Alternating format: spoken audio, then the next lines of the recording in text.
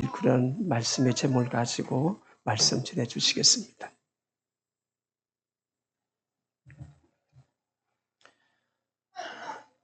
우리 각자는 이름들을 다 가지고 있습니다. 혹시 여기에 이름이 없으신 분 계신가요? 저는 주보에 나온 대로 저희 아버님이 지어주신 김창률이라는 이름을 가지고 살아가고 있습니다. 근데 방송에서 보니까 인도 같은데 불가촉 천민가 이런 사람 이름 없는 사람도 지금도 있다고 그러더라고요. 이름 있는 사람은 다 유명한 사람이겠지요. 그런데 보통 유명한 사람 하면 이름이 있다고 유명한 것이 아니라 많은 사람에게 알려진 사람을 유명한 사람이다 그렇게 말합니다. 그러니까 세상에는 유명한 사람도 있고 유명하지 못한 사람도 있습니다. 그리고 세상에는 어떤 단체나 어떤 일에 유익한 사람이 있는가 하면 유익이 되지 못하고 오히려 해가 되는 사람도 있을 수 있습니다. 많은 사람에게 알려진 유명한 사람이면서 동시에 모든 사람에게 꼭 필요한 유익한 사람이 되면 더없이 좋을 것입니다. 하지만 유명하지는 못하지만 유익한 사람이라면 그런 사람이 존경을 받아야 되고 그런 사람이 쓰임을 받아야 되는 그런 시대가 됐습니다.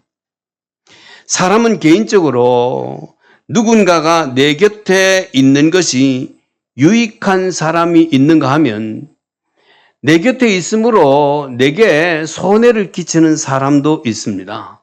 그런 사람은 내 곁에 좀 없으면 좋겠다 이런 생각이 듭니다. 근데 같이 있을 수밖에 없으면 그 사람 때문에 마음이 괴롭지. 다른 누구에게는 유익한 사람이라도 내게는 유익하지 않은 사람도 있을 수 있습니다. 그 사람은 꼭 필요하다고 하는데 내게는 없으면 좋을 것 같은 사람 환경이 다 다르니까 그런 사람도 있을 수 있지요. 하나님의 나라를 세워가는 일에도 마찬가지입니다. 사도 바울처럼 학식도 풍부하고 아주 똑똑한 유명한 사람도 필요합니다.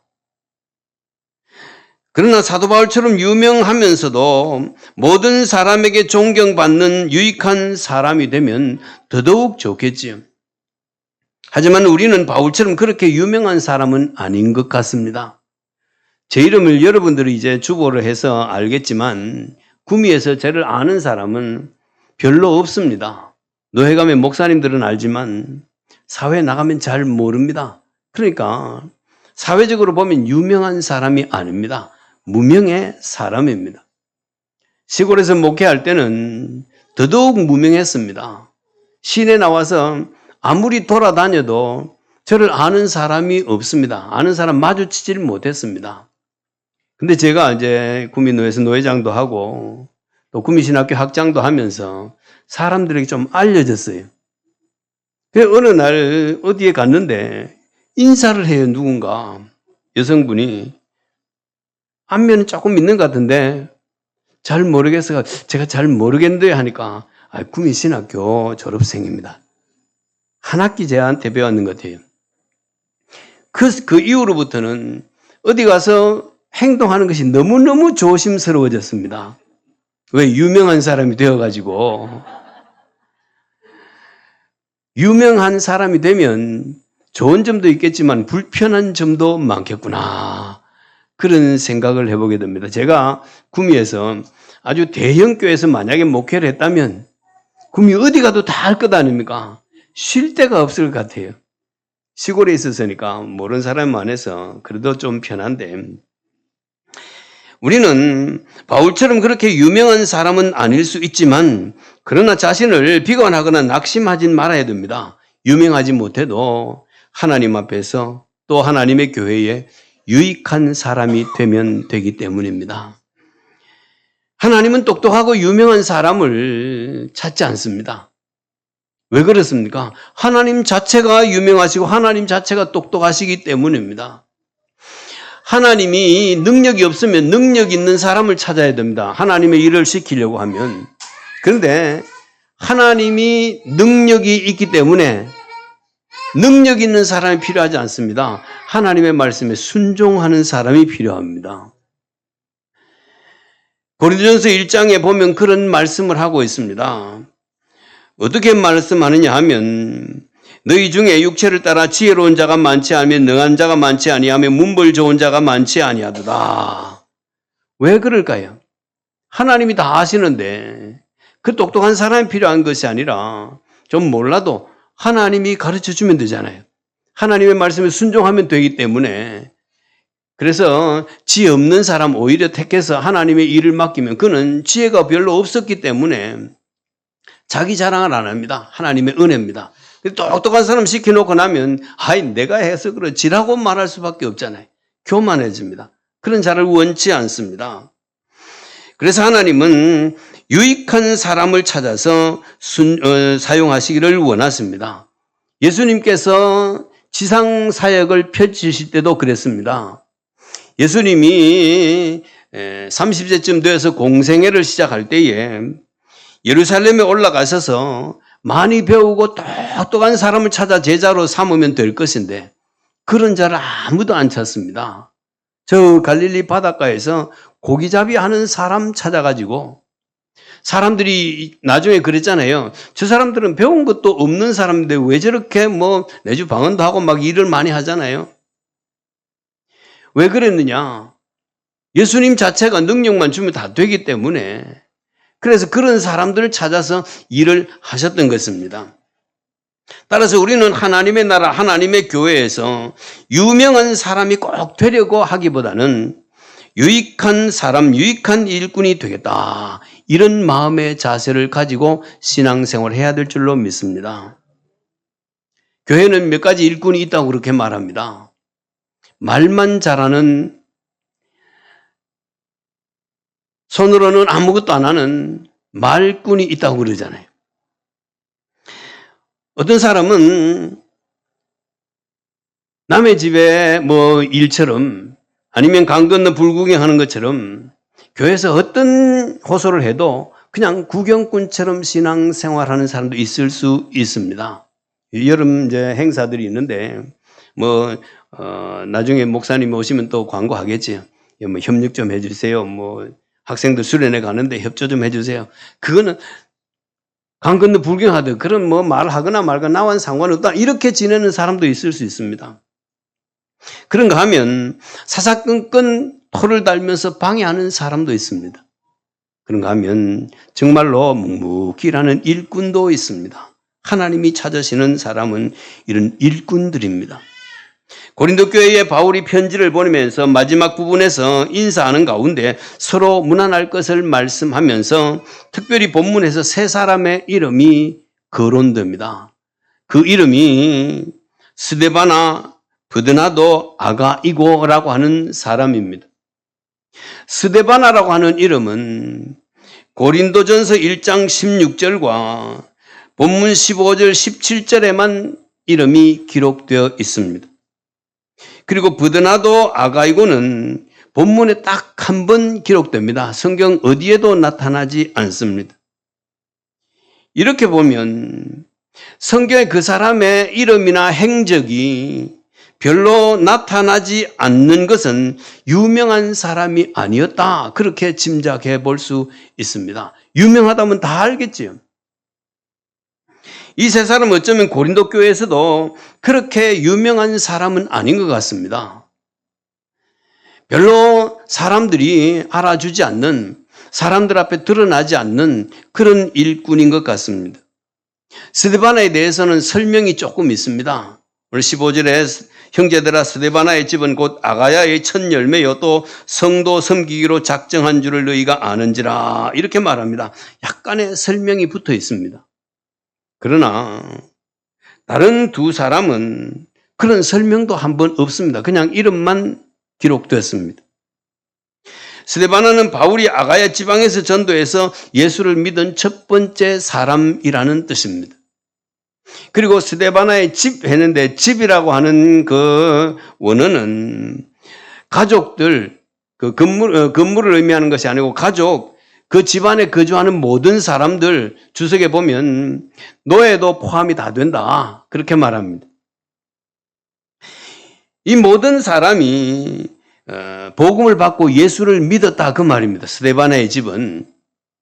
그리고 스데바나는 예수 믿은 후부터는 성도와 사도 바울을 섬기기로 작정했다. 그렇게 말합니다. 오늘 15절에 그랬잖아요. 성도 섬기기로 작정한 줄을 너희가 아는지라. 섬기는 일 내가 하겠다는 것이지. 섬기는 일 한다는 것은 앞에서 나서서 많은 사람을 막 이끌어가는 그런 것이 아니라 뒤에서 뒷받침하면서 필요한 모든 부분에서 자기가 희생하겠다는 그런 의미라는 것입니다. 그러니까 이들은 크게 유명한 사람은 아니라는 것입니다.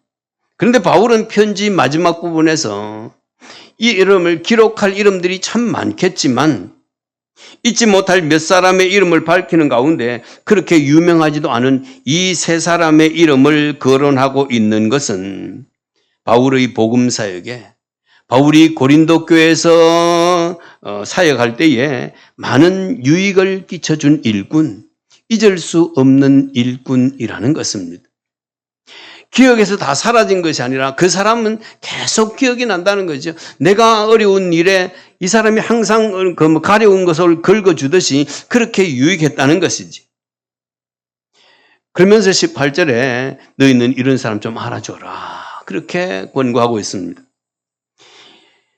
그럼 이들은 어떻게 유익한 일꾼이 되었을까? 앞서 얘기한 대로 섬기는 사역으로 유익한 일꾼이 되었습니다. 하나님의 교회는 섬김이 필요한 일들이 참 많이 있습니다. 근데 섬기는 일은 많은 희생이 들어갑니다. 수고가 따릅니다. 사람들 앞에 별로 드러나지 않습니다. 여기도 뒤에 마당이 있는데 마당 한번 썰었다고 누가 압니까? 아무도 모르잖아요. 아마 토요일 날 나와 청소하시는 분들이 안 하겠나 싶은데 알아주질 않습니다. 저처럼 앞에 나와 설교하면 그 사람 얼굴에도 안 보지만 뒤에서 하면 아무도 모릅니다. 이런 수고가 따른 일이라는 거지요. 수고도 하고 시간도 들이고 힘도 들지만 사람들로부터는 별로 잘했습니다 하고 칭찬받는 일도 없습니다. 왜? 모르기 때문에. 어쩌면 당연한 것처럼 여깁니다. 뭐 가진 것도 없고 배운 것도 별로 없으니 그럼 몸으로 하는 그런 거라도 해야 되지 뭘. 당연한 거지 뭐 그걸 가지고 이렇게 생각할 수도 있다는 거지. 하지만 그렇게 무명으로 수고하는 자들이 없다고 가정해 보십시다. 교회가 원활하게 돌아갈 수 있겠습니까? 지금 주방에서 어떤 분들이 음식 준비를 할 것입니다. 누가 하는지 저는 잘 모릅니다. 조가 어떻게 돌아가는지도 모르고 밥은 맛있게 잘 먹습니다. 그런 분들이 없으면 안 돌아가요. 그런 분들이 있기 때문에 식사를 하고 오후에 조별 모임도 뭐 하고 셀 모임도 하고 오후 예배도 드리고 하지 않으면 전부 다 밥 먹으러 집으로 가야 되잖아요. 가면 안 올 가능성도 많습니다. 수고하는 자들이 있기 때문입니다. 그래야 돌아간다는 거지. 예를 들어서 서울시 같은 곳에서 사람들이 별로 알아주지 않는 굳은 일을 하는 사람들이 있습니다. 사람들이 일어나기 전에 새벽 일찍 나와서 일하는 사람들입니다. 누구냐면 환경미화원들입니다. 이름 좋게 환경미화원이지 옛날엔 청소부라고 그랬잖아요. 청소부라고 하다가 이제 이름을 바꾸어서 그렇습니다. 이들이 이 더운 여름철에 열흘간만 파업을 해가지고 쓰레기를 치우지 않으면 쓰레기가 산을 이룰 것입니다. 부패하면서 악취가 풍겨서 숨을 쉴 수 없게 될 것입니다. 그걸 가지고 뭐라고 그럽니까? 쓰레기 대란이다. 그렇게 말합니다. 서울 시민들이 숨을 쉬고 살아가고 있는 것은 보이지 않는 곳에 수고하는 그들이 있기 때문입니다. 그들에게 사실 감사해야 되지. 그래서 사람들은 무시합니다. 그런 사람들 보면 무시해버립니다. 이처럼 교회에도 수고하는 유익한 일꾼이 필요합니다. 말만 많이 하는 그런 말꾼이 아닙니다. 구경만 하는 구경꾼이 아닙니다. 사사건건 비판하는 그런 방해꾼도 아닙니다. 하나님 앞에서 유익한 일꾼이 필요합니다. 우리는 무익한 일꾼이 되어서는 안 됩니다. 무익한 일꾼에 대해서는 이런 구절이 하나 있습니다. 마태복음 25장 30절에 이 무익한 종을 바깥 어두운 데로 내쫓으라. 그렇게 말합니다. 무익하면 하나님으로부터 내쫓임을 당합니다. 유익한 일꾼이 되어야 됩니다. 스데바나는 성도 섬기기로 작정한 사람, 봉사 일을 맡아서 수고하겠다고 자원했습니다. 이런 사람이 필요한 거지요. 바울의 목회에 고린도 교회에 이 사람이 꼭 필요한 일꾼이었습니다. 이에 바울로서는 자원해서 섬김으로 수고하는 스데바나 같은 일꾼들이 너무 소중했고 두고 잊을 수가 없었습니다. 잊어지지가 않는 거지요. 고린도 교회 생각만 하면 떠오릅니다. 그 사람들이 떠오릅니다. 내게 너무너무 유익한 일꾼이었다는 것입니다. 제가 목회를 마쳤잖아요. 그런 가운데 새벽에 기도할 때마다 잊히지 않고 기억나는 분들이 있습니다. 제가 목회할 때 너무 힘이 되어 주었던 분들은 잊히지 않습니다. 그들을 위해서 당연히 기도하게 되죠. 그들의 가정들을 위해서 기도하게 됩니다.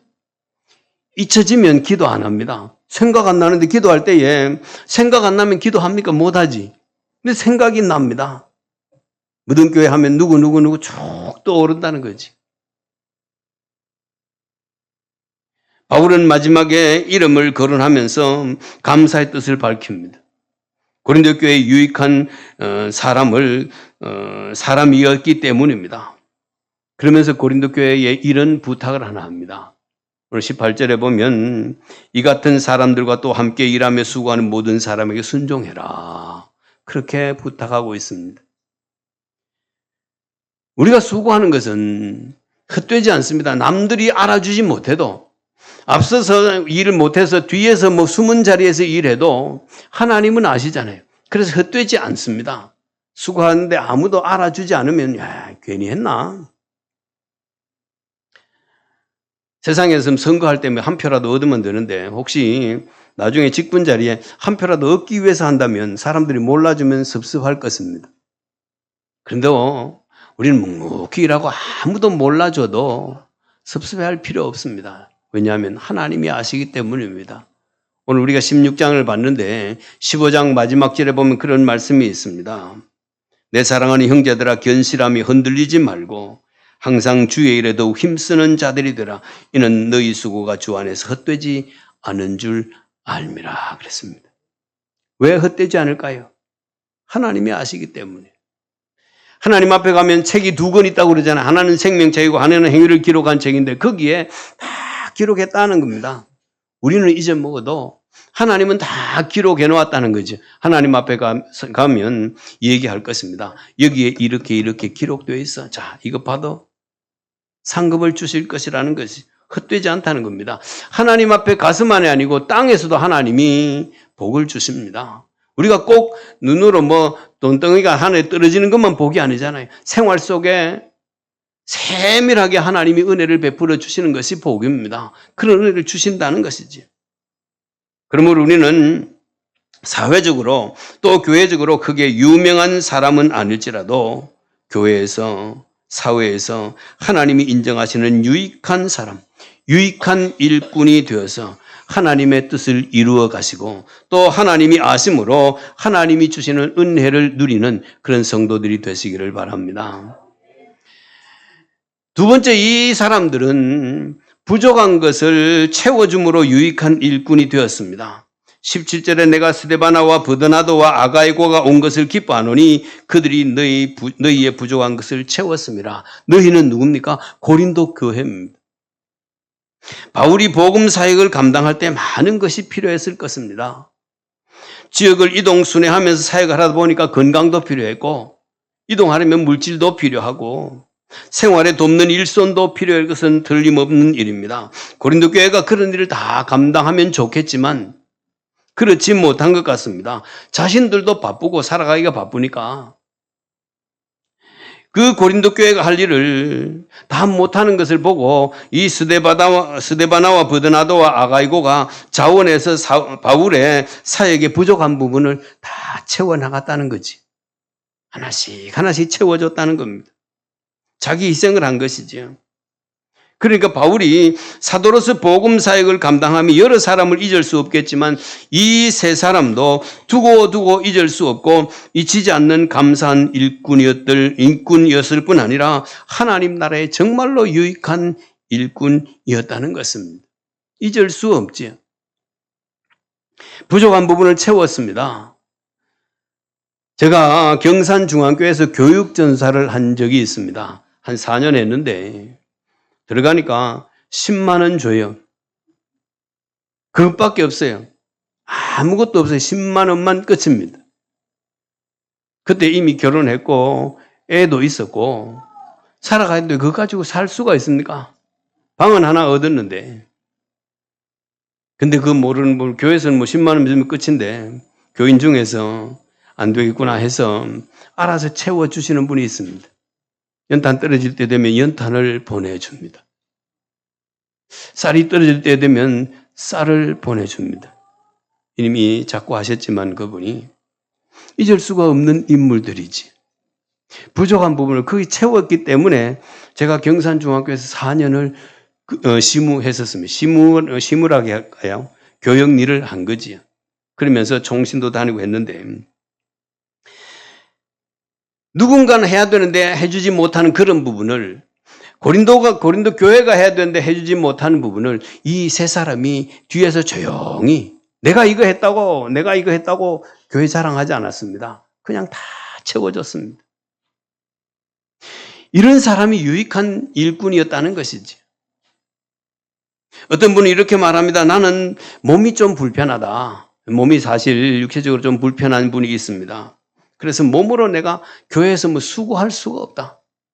근데 자기가 가진 재능이 있어서 그걸로 돈은 번다는 겁니다. 내가 열심히 돈을 벌어서 헌금할 테니까 친구에게 얘기합니다. 너는 건강하지 않냐? 그건 돈은 많이 못 버는 것 같은데 그 건강 가지고 내 목까지 좀 해줘. 그래서 교회가 원활하게 돌아갔다는 사실입니다. 실제로 있었던 이야기입니다. 그렇게 유명하지 않아도 말이나 능력 면에서 뛰어나지 않아도 교회에 부족한 곳에서 내가 할 수 있는 일을 찾아서 채워서 봉사하는 것이 채우는 일이요. 교회의 유익한 일꾼이 되는 것입니다. 여러분들에게 설교하라고 하면 처음에 한두 번은 뭐 이런 사람이 있었다고 그러잖아요. 설교 제가 하는데 나도 하면 하겠다. 자꾸 누가 그랬다는 거지. 그래서 목사님이 세웠다는 겁니다. 한 번 하고 두 번 하라 하는 거. 아이고 못하겠습니다. 아무나 하는 것이 아니라는 거죠. 저는 뭐 설교 잘하지는 못하지만 하나님이 은사를 줘야 하지요. 말만 잘한다고 하는 것은 아닙니다. 유명하지 않아도 능력이 없어도 내가 할 수 있는 부분 어느 부분이 있으면 그걸 찾아서 사람들이 알아주지 않아도 거기서 수고하는 그것이 유익한 일꾼이 하나님 나라에 필요한 일꾼이 되는 겁니다. 어떤 분은 말합니다. 나는 많이 배우지를 못했습니다. 옛날에는 초등학교도 못 나온 사람들이 들어 있잖아요. 운전은 할 수 있습니다. 제가 운전으로 돕겠습니다. 그랬습니다. 그거 할 수 있는 걸 했습니다. 교회에 유익이 되는 거지. 바울은 부족한 것을 채우는 이 사람을 생각할 때마다 너무너무 기쁩니다. 그를 만날 때 기쁘다라고 말합니다. 17절에 보면 내가 스데바나와 버드나도와 아가이고가 온 것을 기뻐한다. 그를 만나니까 그렇게 기쁘다는 것이지.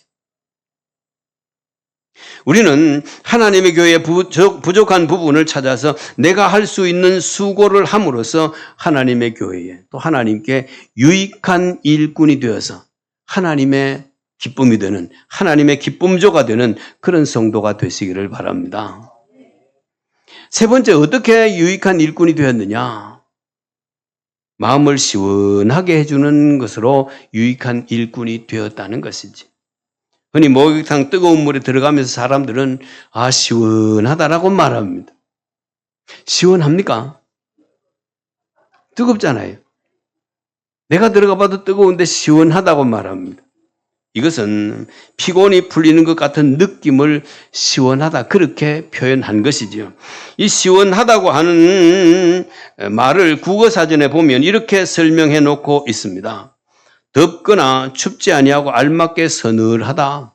그걸 시원하다고 한답니다. 또 음식이 차고 산뜻하거나 뜨거우면서 속을 후련하게 하는 것을 시원하다.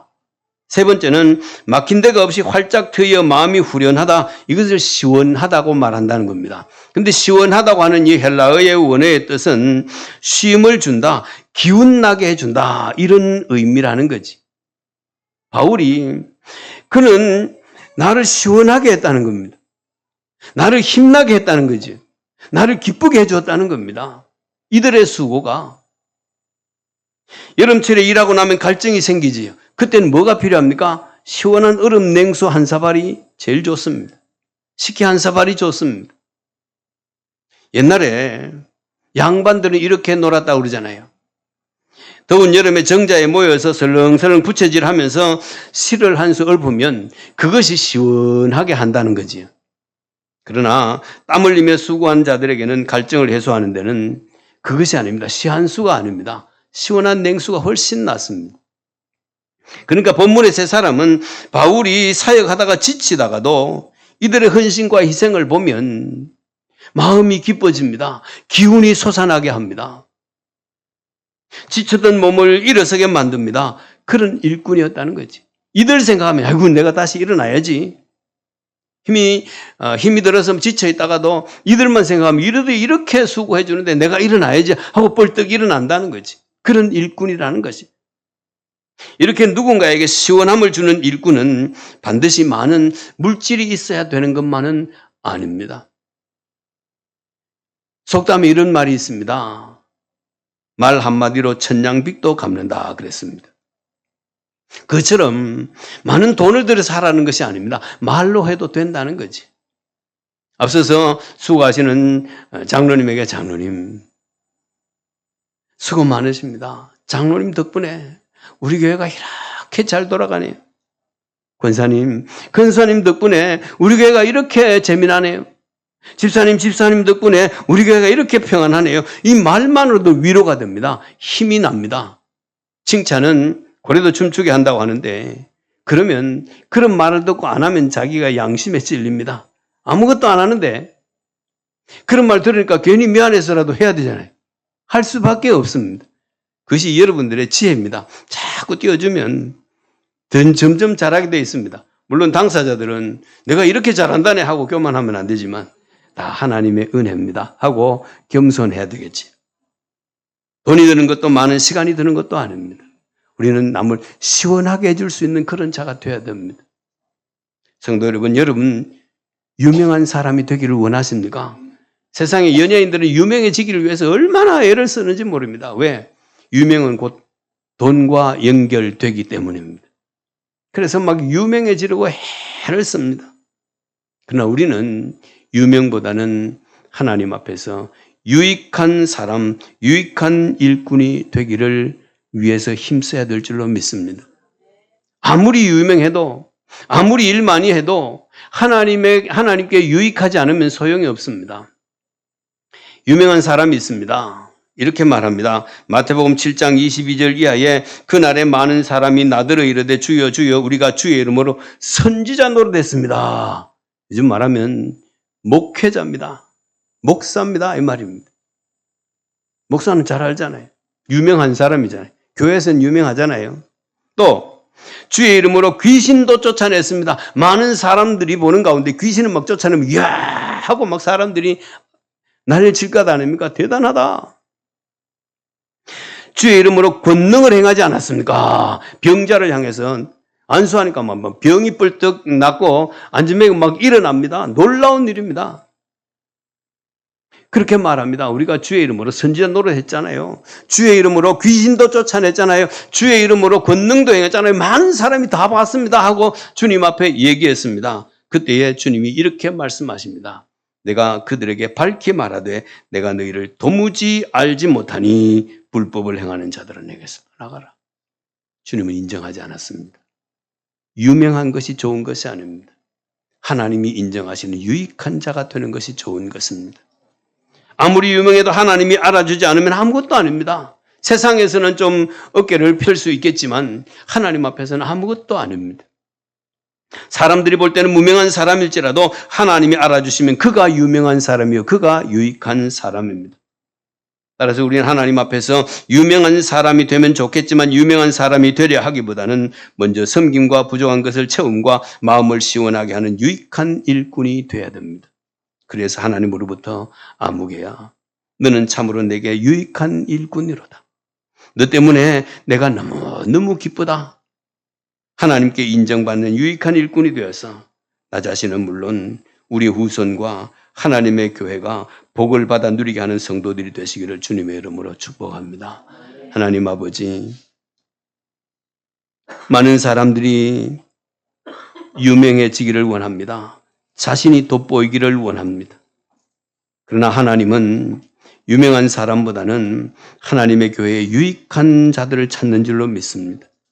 사도 바울에게는 많은 사람들이 주위에 있었지만 서신을 마무리하면서 이름이 별로 알려지지 않은 세 사람의 이름을 거론하는 것을 보면 바울에게 얼마나 유익했는지 잊을 수 없다는 것입니다. 우리 사랑하는 모든 성도들이 유명한 일꾼도 좋겠지만 하나님 앞에 유익한 일꾼으로